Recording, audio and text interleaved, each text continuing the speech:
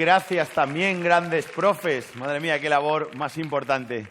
A mí el que más me gusta es Manolo porque es mi padre. Qué bonitos, ¿no? Bueno, sabéis que la ilusión es aquello que insiste, a pesar de todas las pruebas de lo contrario, en que nos espera algo mejor si tenemos el valor de trabajar y luchar por ello. ¿Sabéis de quién es esta? De Barack Obama. ¿Qué? Ni más ni menos. Bueno, yo insisto, vamos a ser trending topic porque ahora viene una parte que yo sé que os gusta bastante. Es nuestra mesa redonda. Sí, sí. No, yo estaba en mesas redondas que no son redondas.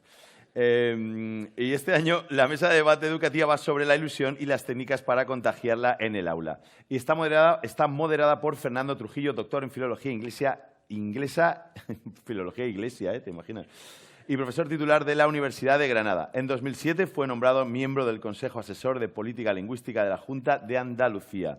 Ha dirigido cursos para el Ministerio de Educación y la Consejería de Educación de la Junta de Andalucía. Ha escrito numerosos libros y es socio fundador y asesor científico de Conecta 13, spin-off de la Universidad de Granada dedicada a la consultoría sobre educación, desarrollo profesional y TIC.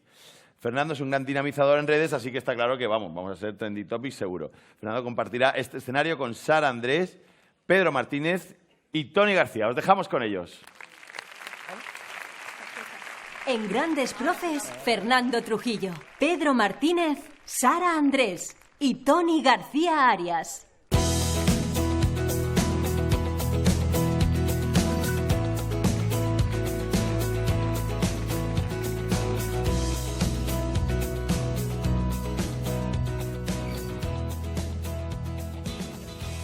Bueno, qué bien, ¿no? Esto es como la clase de filosofía justo antes del recreo, ¿verdad? Es la clase de filosofía en la que Arturo Valls aprendió todas sus citas. Hay una de Séneca que dice: si vas a Grandes Profe, urge que te estés despierto para el coffee break o no pillas nada. Esta me la ha pasado Arturo Valls justo ahora. Veréis, igual que nuestros ponentes anteriores, nosotros aquí venimos a lanzaros un mensaje muy sencillo. Nosotros somos el gremio que ha permitido que llegue aquí Jesús Vidal y Lucas Vidal, el gremio que ha permitido que lleguen Toni Nadal y Rafa Nadal, incluso Arturo Valls. Somos el gremio que ha permitido que llegue aquí Arturo Valls. Veréis que salto a Marian Rojas porque ella vino sola. Ella tiene pinta de ser la lista de la clase. Y hoy lo que vamos a hacer en esta mesa es hablar acerca de cómo somos capaces desde el aula de generar ilusión, de mantenerla, de provocarla en nosotros mismos, en nosotras mismas, en nuestro alumnado y, por supuesto, también en la familia y en toda la sociedad. Permitidme para ellos que empiece presentando a mis compañeros y mi compañera de mesa. Aquí tenemos a Toni García, que es maestro de educación primaria en el CEIP Joaquín Carrión, en San Javier, en Murcia, desde hace más de 20 años. Ha dirigido diversos proyectos de innovación educativa y publicado diversos artículos en revistas especializadas y fue galardonado con el premio Mejor Docente de Primaria en España en 2018. Le gusta escribir, leer, pintar, tocar el piano, viajar y para él la ilusión es pasión por motivación. Así que, Toni García.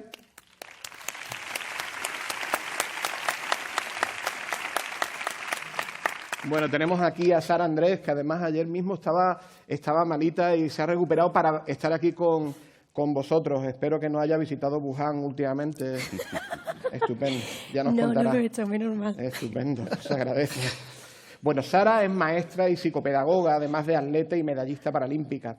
Su especialidad son los 400 metros lisos y los 200 metros lisos, con medalla de bronce en el Mundial de Atletismo de Londres. Le gusta escribir, leer, pintar, tocar el piano, viajar y hacer deporte. Además, practica mucho de ellos y ya veréis, bueno, pues la energía que derrocha en su vida. Su lema es: prefiero no tener pies y saber a dónde voy que tenerlos y estar perdida. Lo que más ilusión le hace es tener muchos sueños por cumplir. Así que Sara Andrés también nos acompañará en esta mesa. Días.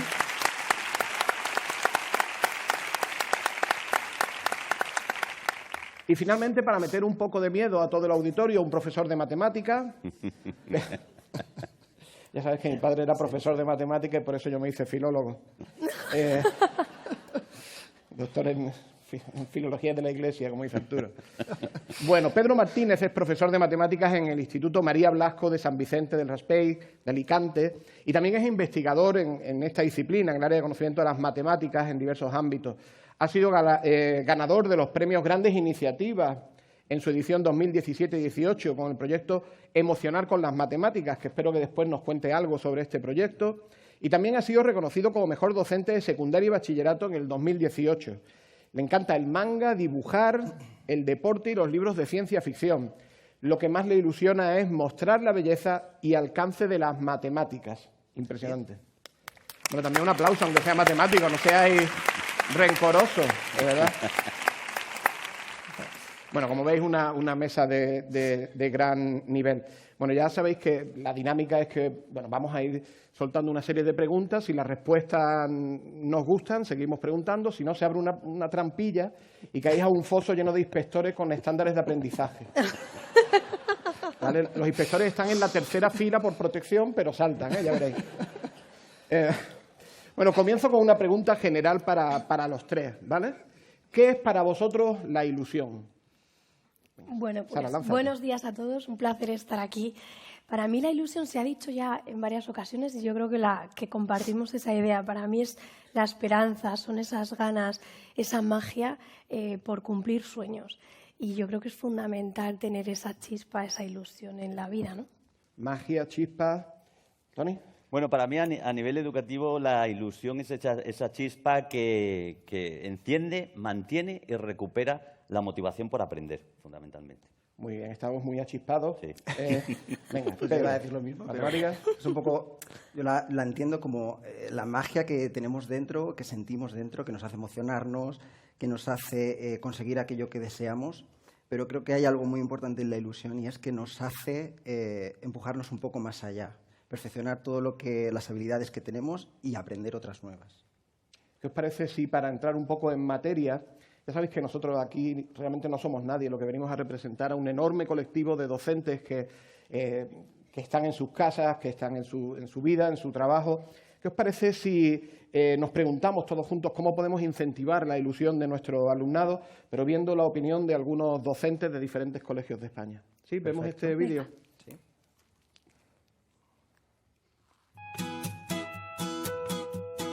Para que un niño pueda aprender, tenga ganas, tenga ilusión, tiene que tener delante a una persona ilusionada, realmente ilusionada, con ganas de enseñar. Si al profesor le ilusiona lo que enseña, lo que hace, pues eso se transmite directamente en los alumnos. Eso no se puede disimular. Tenemos que entrar en clase pues con toda la alegría y con toda la intención de sacar lo mejor de ellos. Que ellos puedan participar, que puedan preguntar. No les vamos a enseñar nosotros, que les vamos a dar las herramientas para que aprendan ellos. Que no estén de espectadores, ¿no? Que ellos puedan hacer, que puedan tocar, que puedan resolver problemas. El hacer que la creatividad sea como la base de su aprendizaje. Y tener en cuenta pues el trato respetuoso y la conexión emocional que debemos tener en cuenta con ellos. Crear esa ilusión escuchando lo que ellos piden. Actividades o ejercicios, una metodología atrayente. Si te gusta mucho también esa asignatura, pues normalmente los alumnos entran, pero vamos, y se ilusionan y aprenden un montón. Y ven en el profesor una persona que se preocupa no solamente de los contenidos, sino también de ellos. Una vez que van aprendiendo a leer y a escribir, el mundo que se les abre, eso para ellos es impresionante. Cuando ellos se ven parte de ese aprendizaje, cuando ven que lo que les estás enseñando entra dentro del día a día, de su día a día, les ilusiona, les motiva. La emoción de cuando descubren algo, de repente que una cosa descubren cómo funciona esto. Yo creo que se acabó esa educación de antes, donde el magíster daba su rollo, y ahora realmente es una clase interactiva donde todos formamos la clase y hacemos esto tan bonito que es la educación. No importa la edad ni los años que lleves, pero siempre con un poquito de motivating.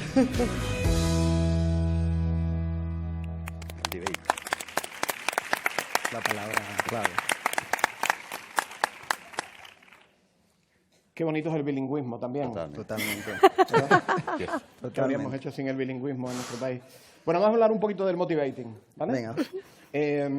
Bueno, hablamos de ilusión, pero vamos a entrar un poco en terreno. Yo creo que es hora de que nos acerquemos un poco al aula.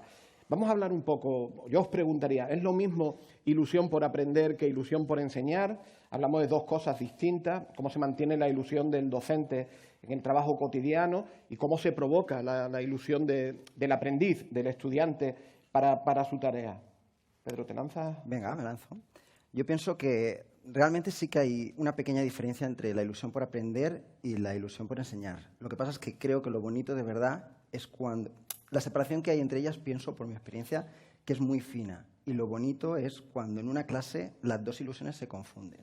Es decir, yo hay días los que más satisfecho me siento y más feliz de salir del aula, es cuando llego con una ilusión de enseñarles algo, les planteo dudas, les planteo preguntas, cuestiones, y los ves como cooperativamente, ¿no? Están trabajando, ilusionados por aprender, y de repente ves que estos compañeros, nuestros alumnos, enseñan a otros compañeros, ¿no? Les transmiten esa ilusión por enseñar y por aprender. Y entonces todo se revierte también otra vez en mí y siento ilusión por aprender de ellos. Entonces es cuando se da esa situación, ¿no?, en la que todo se confunde un poco, es cuando más satisfecho estoy de todo el trabajo. Hay una especie de contagio, exacto, ¿verdad? De unos completamente. a otros. Tony, ¿cómo lo ves tú? ¿Es lo mismo la ilusión por aprender o por enseñar? Yo creo que en educación primaria, bueno, educación infantil y educación primaria, yo creo que todos los niños cuando llegan a un centro educativo llegan con una ilusión tremenda y unas expectativas tremendas por lo que van a aprender, por lo que van a hacer, ¿no? Y yo creo que el sistema educativo poco a poco va dinamitando esas ganas, esas ansias de aprender. Eso desmotiva al alumnado y desmotiva al profesorado, ¿no? Entonces, yo creo que la pasión que un maestro tiene por su asignatura o por las asignaturas que da, porque en primaria damos varias asignaturas, yo creo que es fundamental para volver a reenganchar al alumnado. Fíjate que muchos de los alumnos, cuando les preguntas qué les gusta, no dicen muchas veces educación física, lo que esperas, ¿no? Sino que a veces es matemáticas, biología, y sencillamente es por la pasión que encuentran en el docente. Yo, por ejemplo, cuando iba de excursión en ciencias naturales, yo lo único que veía eran pedruscos gordos aquí, pedruscos gordos allá, pero no veía nada más. Fue mi profesor de ciencias naturales el que me enseñó a amar los minerales, el que me enseñó a amar su belleza, su técnica. Yo creo que cuando un maestro siente pasión por lo que enseña, yo creo que eso se transmite al alumno y creo que es fundamental. Hablamos de pasión, también de actividades fuera del centro, hablamos de una enseñanza que ya desborda los límites del aula. Sara, ¿cómo lo ves tú? ¿Cómo ves tú la diferencia y la relación? Que no existe diferencia. Yo creo que la ilusión es un sentimiento, es una emoción que se transmite, es una energía, igual que pues la alegría o la tristeza, y todos somos conscientes o nos percatamos de esas energías de los demás. Entonces, yo creo que se contagia. Si el docente la lleva ya de casa, pues el alumno entra muy fácil, ¿no?, a ese aprendizaje de ese conocimiento. Pero hay una cosa que, si no tienes ilusión, hay otra cosa anterior que es muy importante, y creo que es valorar al alumno. Cuando el alumno se siente valorado, haya o no haya ilusión, se siente partícipe y se siente que importa para alguien, entonces es más seguro que vaya a aprender. Mejor si va acompañado de que te valoran y encima hay ilusión por aprender. Pero si sientes que alguien te valora, siempre va a haber esas ganas de ¿cómo lo diría?, pues de quedar bien o de intentar contentar a esa persona. Y aunque sea un motivo externo, luego se vuelve interno, porque hacer feliz a los demás luego te hace feliz a ti. Entonces, estar contento con tu profesor hace que luego tú tengas más ganas de seguir haciéndolo y, curiosamente, aprendes más. Muy interesante esa relación entre lo externo, lo interno y cómo lo vamos vinculando. Tony, tú llevas muchos años ya dando clases en distintos centros educativos por toda España. Ahora estás en Murcia, en un centro especialmente interesante y también, por qué no decirlo, un centro lleno de complejidad y de diversidad. ¿Qué función tiene en educación primaria cuando las niñas y niños empiezan a acercarse a una cierta diversidad de materias y también empiezan a crecer, a cambiar? ¿Qué importancia tiene la ilusión? ¿Y cómo lo hacéis en vuestro centro? Fíjate que no te pregunto por cómo lo haces tú, que lo harás estupendamente, sino cuál es la magia en tu centro, en vuestro proyecto educativo. Bueno, nuestro centro de unos años para aquí ha cogido una tendencia que es hacer, envolver a los alumnos en una serie de proyectos educativos que les lleven a vivenciar un poco más lo que es el aprendizaje, ¿no? Tenemos distintos proyectos, en mi centro tenemos un 60% de alumnado, de alumnado inmigrante, con 72 alumnos con necesidades educativas especiales. Entonces, fundamentalmente, lo que nosotros intentamos hacer es que cada uno de los niños sea partícipe de su propio aprendizaje, ¿no? Seguimos manteniendo libros, combinamos tablets, combinamos aprendizaje cooperativo, aprendizaje individualizado. Es decir, nosotros intentamos adaptar todo lo que es el sistema educativo, todo el sistema curricular, adaptarlo a las necesidades de cada uno de nuestros alumnos. Y en aquellas áreas que tienen dificultades, intentar incentivarlos, motivarlos para que las superen. Hace escasamente una semana tuve la suerte de estar en Canarias trabajando con el profesorado del programa Tránsito, que es un programa piloto que intenta generar una experiencia positiva en el paso de primaria a secundaria. Y yo les decía que buena parte de la clave de un programa de tránsito es contemplar dos conceptos, expectativas y cicatrices. Expectativas, porque la investigación nos ha enseñado que cuando un chico o una chica tiene unas expectativas positivas respecto a la secundaria desde su centro de primaria, es probable que las proyecte y que haya casi una profecía autocumplida, que trabaje para tener esa experiencia positiva de tránsito. Pero también cicatrices, porque uno tiene que saber, ha aparecido antes la palabra resiliencia, tiene que saber que va en la vida acumulando cicatrices y que tiene que curarlas y que tiene que crecer sobre ellas, tiene que, de alguna manera, pues, pasar por encima de esas barreras que van surgiendo. Y es en secundaria, Pedro, donde trabajáis con esas expectativas y con esas cicatrices también. ¿Qué tipo de retos hay diferentes en secundaria respecto a primaria o infantil? Y, bueno, ¿cómo podemos hacer para ilusionar a la gente, a nuestros estudiantes en primaria, para eliminar esos bloqueos que pueden aparecer? A ver, yo como ha dicho Toni antes, pienso que el sistema un poco va detonando esa ilusión conforme van creciendo, ¿no? Entonces, realmente en secundaria tenemos un papel bastante difícil, pero que no hay que rendirse. Yo muchas veces, cuando alguien me pregunta, ¿qué es lo más difícil que encuentras, ¿no?, a la hora de transmitir tu ilusión? Y muchas veces se me pasan por la cabeza decir 500 motivos, ¿no? Pero al final el que pienso que es más importante es el miedo que podamos tener nosotros los docentes al fracaso.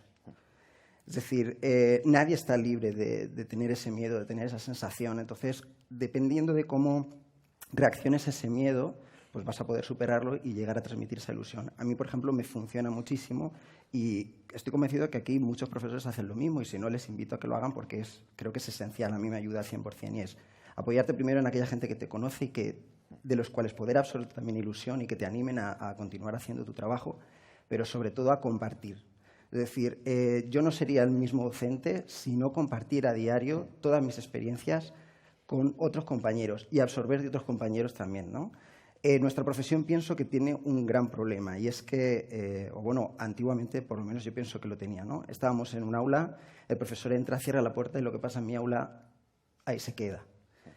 Y creo que es muy grande el tener las puertas abiertas de tu aula, de que un compañero, si tiene un hueco, oye, entra conmigo a clase.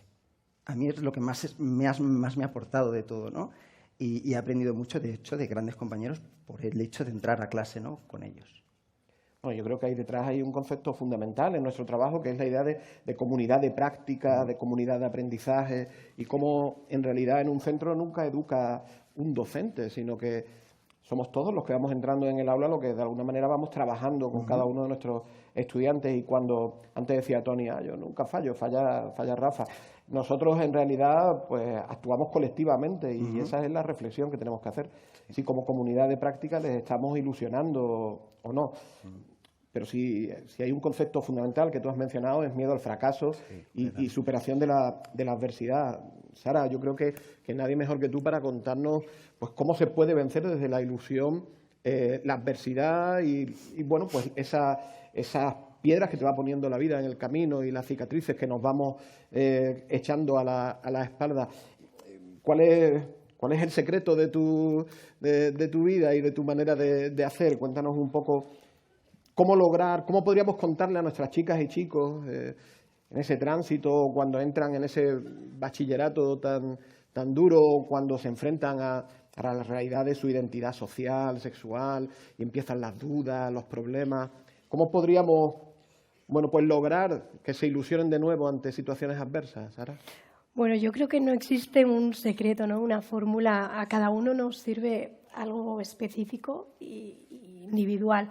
Pero en mi experiencia, desgraciadamente, yo perdí mis pies y en ese momento pues me di cuenta de que tenía muchas opciones, podía elegir ser feliz, podía elegir estar enfadada con el mundo y decidí ser feliz porque me tomé la vida como una oportunidad.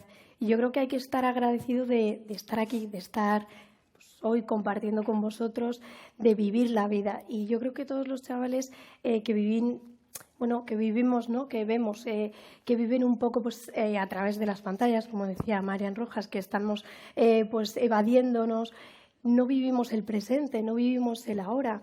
Y no hay nada más bonito o que te haga más feliz que ser consciente de que lo único importante es el ahora. Que ni el pasado existe ni el futuro existe. Obviamente tienes que tener un reto, un objetivo, unos sueños, no obcecarte con ellos ni ansiarte porque lleguen, pero saber que el único momento que existe es el de ahora. Y para vivir lo que hay ahora, lo primero que hay que hacer es conocerse uno mismo, ser consciente de lo que uno es y aceptarse. Entonces, en ese momento es cuando puedes disfrutar del ahora, ser feliz, de ilusionarte con el hoy. ¿Por qué te vas a ilusionar con algo que todavía no ha pasado mañana? Pues ilusionate con lo que estás haciendo hoy y hazlo con tu mejor versión, con tu mejor cara, con tu sonrisa. Yo creo que esa manera a mí me funcionó, de estar agradecida, de saber que la vida es una oportunidad y que tenemos que estar agradecidos de tenerla. Me dicen por el pinganillo que es la hora de aplaudir. Gracias. Muy bien, Sara. Bueno, aunque no está en el guión, yo sí recomiendo que visiten ustedes la bio de Sara y que vean sus vídeos. Te quiero cortar, y quería también otra cosa que a mí me sirvió, ¿no? Que no tener o tener pies no te hace más o menos feliz. No tener o no tener visión, ir o no ir en silla de ruedas, tener un problema en casa, no te hace. Todo eso es secundario. Es la manera en la que tú afrontas esas dificultades y esas circunstancias. Que tenía que rematarlo. Segundo aplauso. Perfecto. Tenía que rematarlo. Perdón. Muy bien, Sara. Nuestras vallas ya sabéis que se llaman asignaturas, exámenes. Hay una bonita que se llama prueba de acceso a la universidad, selectividad. Pequeños detalles. ¿Qué os parece si ponemos ahora en el foco a los verdaderos protagonistas, que son los que no están? Es decir, vamos a ver un poco qué opinan nuestro alumnado, nuestros chicos y chicas, y qué es lo que realmente les ilusiona. A ver qué asignaturas son las triunfadoras. Te hemos traído un Lexatín para que te relajes y, chicos, llévalo bien. Bueno, vemos ahora un vídeo sobre la opinión de alumnos, alumnas y también profesorado. Siempre está el bulo de que las matemáticas no les gusta. Pues si preguntas, yo creo que de primero a cuarto o quinto de primaria te van a decir que les encantan las matemáticas. Matemática. A dividir, a multiplicar porque me parece muy interesante. Porque es para sumar y me encanta sumar. A sumar, los múltiplos, a restar. Mates y lengua. Me gusta sobre todo economía, porque me gusta y me parece que es una asignatura que es aplicable a la vida cotidiana. Biología porque aspiro a ser médico algún día. Inglés y matemáticas. Inglés. Me gusta muchísimo todo lo que es informática y esas cosas. Historia. Lengua porque yo quiero ser escritora y saber de dónde viene todo, dónde empezó todo esto. Todo el mundo odia las mates, pero para mí yo creo que es quizás uno de los pilares de la enseñanza y se aprende mucho. Física y química, porque me gusta aprender un poco más del mundo. A mí me gusta mucho arte, porque me gusta pintar y creo que se me da bastante bien. Me gusta la profesora, es muy maja. Oye, pues has ganado. ¿Has ganado? Sí, la verdad es que... Bueno, como podéis imaginar, porque estando Pedro, que es de matemáticas, esto es una muestra significativa de estudiantes que no hacen la prueba PISA, evidentemente. ¿Qué tal? ¿Sorprendido? ¿Sí? Realmente no, porque si me hubieran preguntado, yo también habría contestado matemáticas o las ciencias, que son muy bonitas. Qué tía. Es así.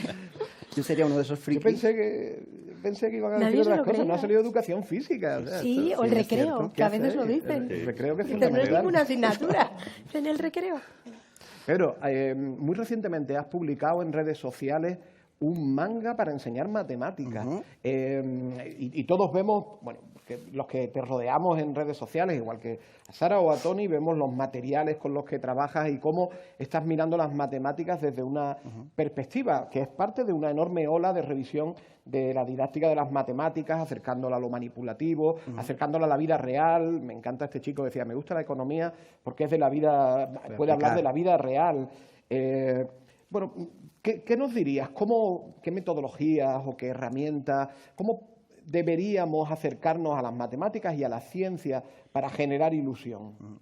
A ver, realmente no es cuestión solo de metodología. Evidentemente, un docente, cuanto más amplio su abanico metodológico, más va a tener la habilidad de llegar o no al alumnado.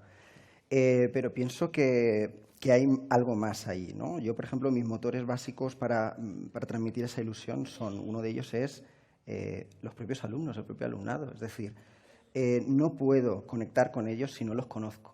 Es tan fundamental conocerlos que no concibo una clase, ¿no?, sin saber nada de ellos, de llegar allí, soltar un rollo y demás, ¿no? Entonces, yo cuando estoy en mis clases me preocupo por saber de ellos y por interesarme por ellos. De hecho, yo creo que hace años que no tengo un recreo. Cada recreo están allí todos preguntándome cosas o hablando conmigo, y eso me da a mí muchas herramientas para luego poder trabajar con ellos de otra manera, ¿no? Y bueno, el otro motor en el que me apoyo sobre todo pues es en mí. Me gusta llevar algo de mí al aula también, para que ellos también me conozcan a mí. Entonces, ¿me encanta el manga? Pues ¿por qué no mezclar el manga con lo que me apasiona, que son las matemáticas, y el hecho de transmitirlo? Pues es lo que hice, ¿no? Desarrollo un cómic y a través de él pues explico el contenido que necesite. ¿Qué más quiero que conozcan de mí? Pues yo cuando era pequeño disfrutaba muchísimo de las matemáticas. Entonces, ¿cómo puedo hacerlo ver? Pues tocando las matemáticas. De ahí el hecho que haga muchas actividades que sean manipulativas. De hecho, es más fácil aprender las matemáticas si primero las toco un contacto, ¿no? Un primer contacto con ellas y luego ya puedo llegar a la abstracción, ¿no? Y también juego mucho con las emociones, que todo esto forma parte pues, de este proyecto de Emocionar con Matemáticas que hice con mi compañera Mari Carmen Asensio. Y jugamos mucho, como he dicho, con las emociones. Por ejemplo, realizamos actividades donde hablamos sobre matemáticas, simplemente unas tertulias donde hablamos, pero lo más bonito es que yo recuerdo cuando era pequeño que tenía una conexión muy especial con mis maestros de primaria. Y entonces, y mi compañera Mari Carmen también, dijimos, ¿por qué no invitamos a los maestros de primaria a estas tertulias y hablamos entre todos?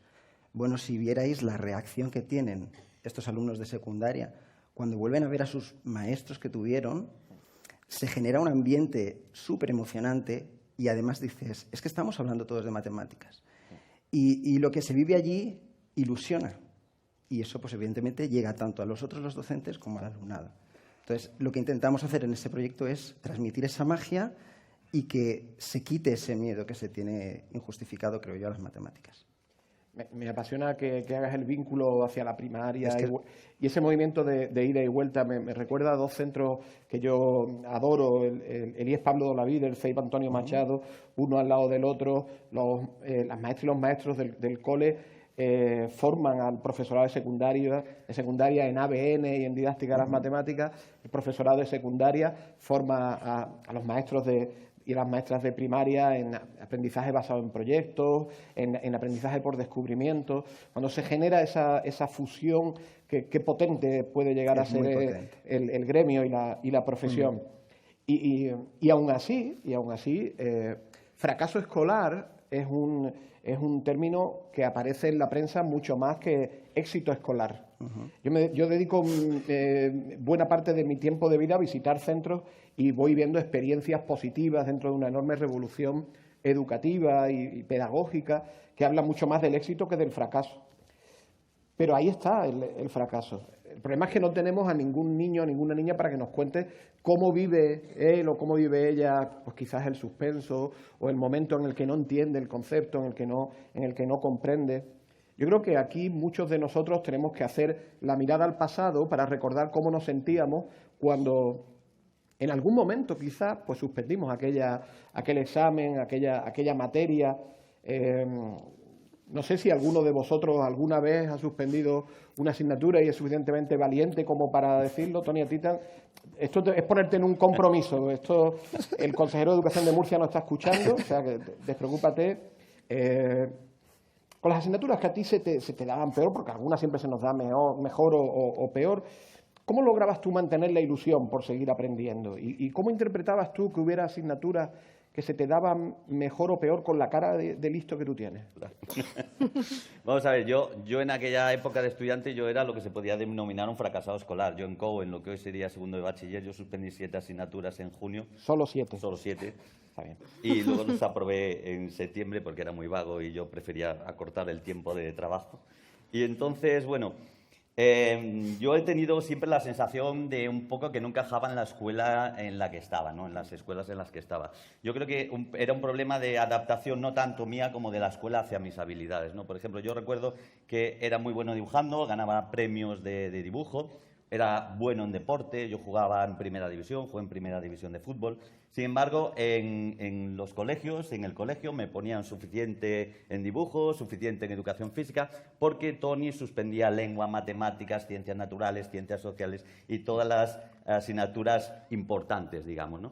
Y luego había compañeros míos que no sabían dibujar absolutamente nada, que eran malísimos y muy torpes en educación física y, sin embargo, como eran muy buenos en lengua y en matemáticas, les subían la nota y le inflaban la nota, ¿no? Yo creo que eso sigue sucediendo todavía vamos arrastrando un poco ese problema de no adaptar, digamos, o de no extraer las habilidades y las cualidades y los talentos que tiene cada uno de los alumnos y valorarlos tal cual, ¿no? Porque a mí me impresiona mucho que un crío que sabe dibujar muy bien no se lo estemos valorando en un momento determinado porque queremos, insistimos, ciencias, matemáticas, lengua, y de repente, pues el día de mañana, cuando pasen 20 o 30 años, estamos pagando 50 euros por ir a ver una exposición suya, ¿no? Yo creo que hay que valorar los talentos de todos los alumnos, que hay que ofrecerles infinidad de experiencias y no dejarnos única y exclusivamente fijarnos por lengua, matemáticas y las áreas instrumentales, que son importantes, pero no son deterministas. Yo creo que la escuela tiene que ofrecer distintas posibilidades de éxito. Si solo ofrece una posibilidad de éxito, ahí es donde surge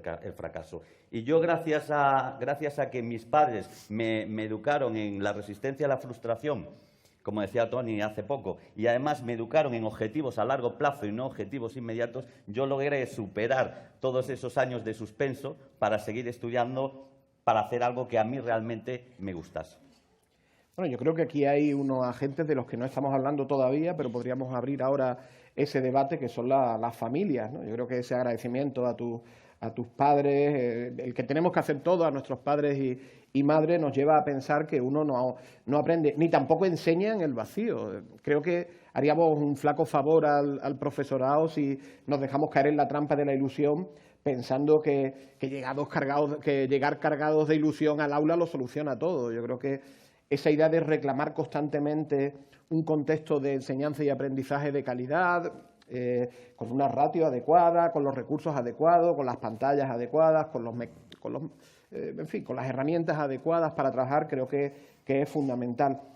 Sara, ¿cuál sería tu opinión al respecto? ¿Crees que hay contextos, hablamos de familiares, contextos sociales, contextos laborales más o menos ilusionantes y en cierta medida, pues cómo afecta esto a las diferentes necesidades, habilidades, capacidades del aprendiz? ¿Cómo lo ves tú?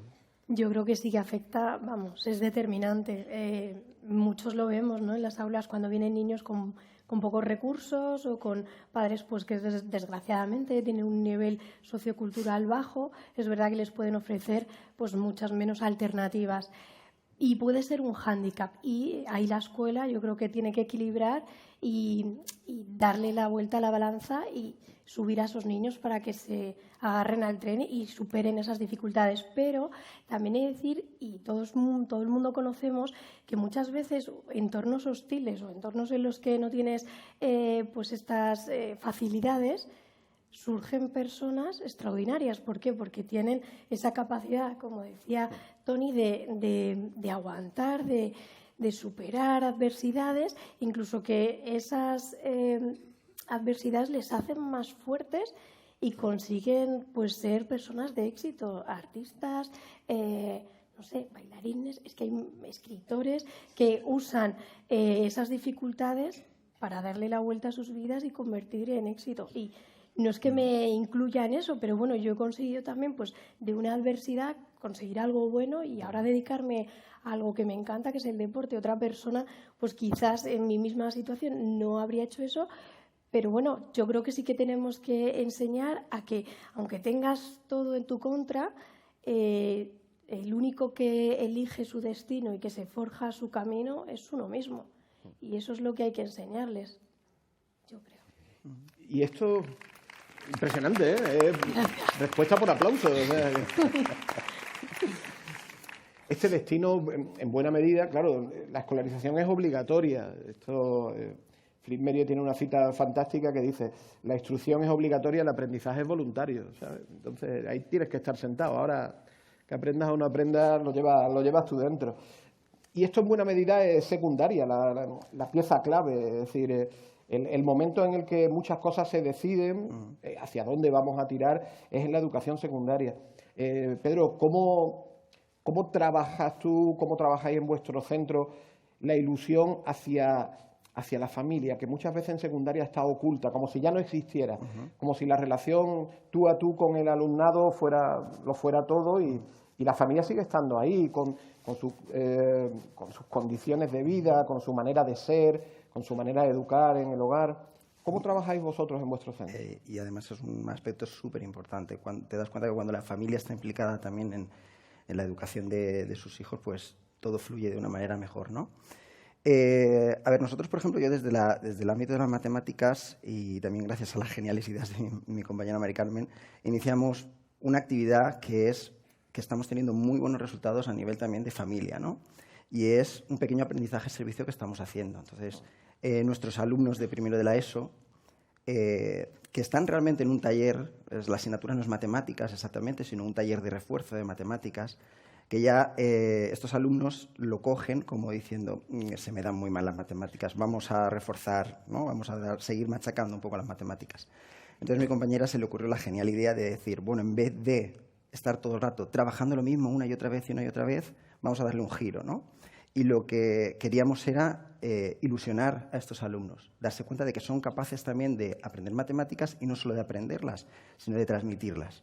Entonces decidimos coger a estos alumnos de primero de la ESO y semanalmente, todas las semanas, vamos a un centro de primaria y ellos son los maestros de otros alumnos de primaria, vamos a tercero y cuarto en general. Entonces, la emoción que se vive allí, se me ponen los pelos de punta de pensarlo, la emoción que se vive allí es increíble. O sea, ver a gente que ya de entrada te dice: no valgo para esto, Pedro. O sea, no te fuerces, que es que no va a valer. Ya no se están poniendo ya esa barrera. Y en el momento en que los ves allí compartiendo con los más pequeños, enseñándoles, obteniendo estrategias que pensabas que no existían en ellos. El otro día, un alumno mío que le decía: Pablo, ¿te has dado cuenta que has sido capaz de explicarle la división a un compañero sin tenerlo preparado y has sido capaz de ayudarle? Bueno, pues se genera ahí una relación que luego, claro, estos chiquitos van y le cuentan a sus padres y sus madres: mamá, papá ha enseñado matemáticas a otros compañeros. Eso, la ilusión se transmite y ellos también la transmiten a las familias.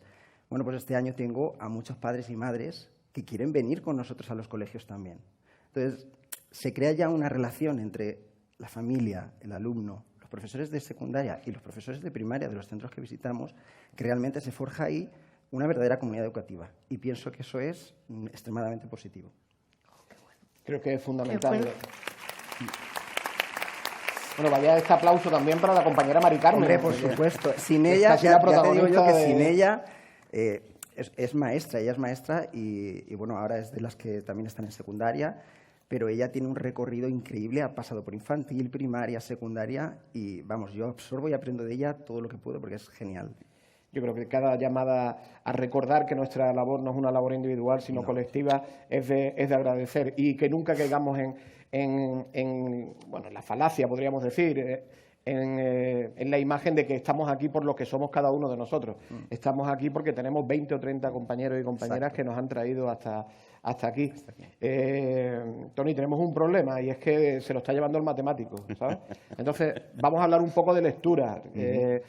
Mi padre, que como ya os he dicho era matemático, pues se pasó la vida viniendo a casa y diciendo que los niños no tenían problema con las matemáticas, tenían problema con el enunciado de los problemas de matemáticas. Claro. Un agricultor palentino intercambia 12 bobinas de hilo trenzado. Claro, solo en pensar dónde está Palencia ya tardaba un siglo el chico, ¿sabes? Bueno, porque yo soy de Cádiz, claro, el de Palencia pensará que dónde está Algeciras, ¿no? Que está al lado de Gibraltar, que ya sabéis que ya no es europeo. Qué desastre. Bueno, Toni, vamos a hablar de cosas sustanciales. Verás, creo que un grave problema que podríamos tener es que nuestros chicos y chicas no se apasionaran por la lectura. Curiosamente, todos los informes sobre lectura demuestran que la ciudadanía española, que nuestro país, lee mucho hasta bachillerato y que cuando sale del cole deja de leer. Sí. ¿Qué estamos haciendo bien, Toni, para que la gente lea en la escuela? Y por otro lado, ¿qué podríamos hacer para que siga leyendo después? ¿Qué podemos hacer para provocar ilusión por la lectura? A ver, nosotros desde hace mucho tiempo hemos entrado en una espiral de locura que parece que cuanto antes aprendan a leer los niños, mejor, ¿no? Yo escribí hace años un artículo que tuvo una frase que impactó mucho y que a la gente le gustó, que es que lo importante no es que un alumno empiece a leer con 4 años, sino que siga leyendo con 40. Y es ahí donde estamos fallando, ¿no? Estamos anticipando el hábito lector en los niños y está demostrado, además, está demostrado por distintas investigaciones que adelantar esa etapa puede ser incluso perjudicial para los alumnos, ¿no? Pero aún así entramos en esa espiral y los profesores de primero quieren que cuando lleguen sus niños de educación infantil de 5 años ya los niños sepan leer. Y eso no es productivo, no es beneficioso, ¿no? Es el primer error que tenemos que eliminar. Hay que acostumbrarse que en primero es donde empieza el proceso lector, ¿no? Y luego, por otro lado, yo creo que uno de los grandes problemas que hemos hecho con la lectura, que es cierto que tenemos que intentar fomentar la lectura comprensiva, pero uno de los grandes problemas que hemos hecho es convertirla en una tortura, ¿no? Eliminar todo el componente de ocio que tiene la lectura. Y eso hace que los niños muchas veces no quieran leer. Ten en cuenta que a cambio de la lectura tienes infinidad de actividades súper divertidas que hacer. Entonces, si encima a la lectura le quitas ese componente de ocio, pues evidentemente el niño nunca cogerá un libro para leer, ¿no? Ese componente de ocio, ¿cómo se consigue? Pues convirtiendo la lectura en algo vivenciado, en algo donde se disfrute, ¿no? Muchas veces los alumnos tienen pues, su momento de lectura individual y el profesor no está leyendo. Y eso es fundamental, que vean leer, porque los niños aprenden por imitación y por contraste. Si no ven que el profesor esté disfrutando leyendo, ellos dirán que eso también es aburrido. Si ven que el profesor está con el móvil en clase, pues dirán, lo divertido será el móvil y no leer, ¿no? Eso es lo primero, tenemos que leer y tenemos que leer en entornos distintos, en entornos como irnos a un parque a leer. A mí me llamaron una vez la atención Inspección Educativa porque yo salía a un parque a leer, tumbados todos alrededor de un árbol, charlando, haciendo comunidades, luego qué libro te ha gustado, mira maestro, esta parte de aquí, haciendo de la lectura algo que se disfrute, algo que te aporte algo positivo con lo que estés pasándolo bien, ¿no? Yo te digo la verdad, yo si vengo a una película de cine y a la salida de la película viene un señor, viene un tío con unos folios y me pone, ¿quién es el personaje principal de la película? ¿Quién es el personaje secundario de la película? ¿Cuál es la trama de la película? Yo al día siguiente, cuando venga al cine, voy a ver si el tío está por ahí. Y como esté, me doy la vuelta para mi casa. Y eso es lo que hemos hecho con la lectura, ¿no? Convertirlo en una auténtica tortura.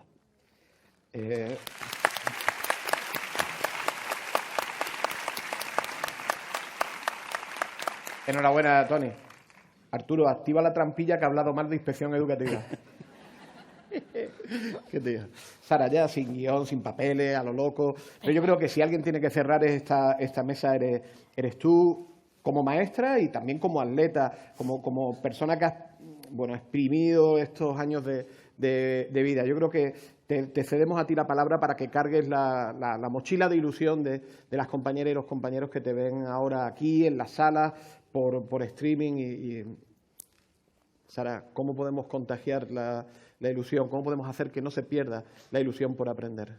Pues yo creo que, lo hemos dicho antes, contagiar la ilusión es tan sencillo como pues, con una sonrisa, una mirada, con estar alegre, con rodearte de gente que te aporta, que te sume, que te llene. De nada sirve estar con gente que no sientas nada, ¿no? Yo creo que hay que rodearse de gente que siempre sea un plus.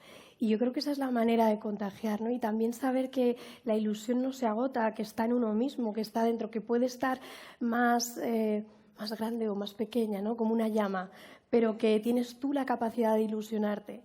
Y yo tengo una virtud o un defecto, y es que me gustan muchísimas cosas, todo. De hecho, yo veo una película de bailarines, quiero ser bailarina. Veo una película de boxeadores, quiero ser boxeadora.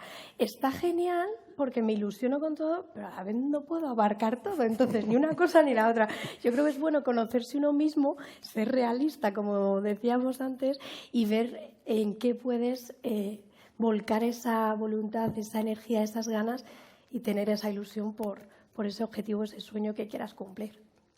Pues muchísimas gracias, Sara, Toni, Pedro. Bueno, gracias a todas y a todos. Espero que, bueno, pues las ideas que aquí hemos comentado os hayan servido, pero sobre todo espero que seáis conscientes de que a grandes profes se viene sobre todo a compartir, y aunque no lo sepáis porque no viene en el programa, el momento más importante no es cuando hablamos nosotras o nosotros, el momento más importante es ahora, cuando podemos charlar con otras compañeras y compañeros. Tenéis que llevaros correos electrónicos, teléfonos, proyectos, nombres de colegios, nombres de compañeros y de compañeras. Así que ahora empieza lo más importante, que es el tiempo de la socialización. Familia, muchísimas gracias.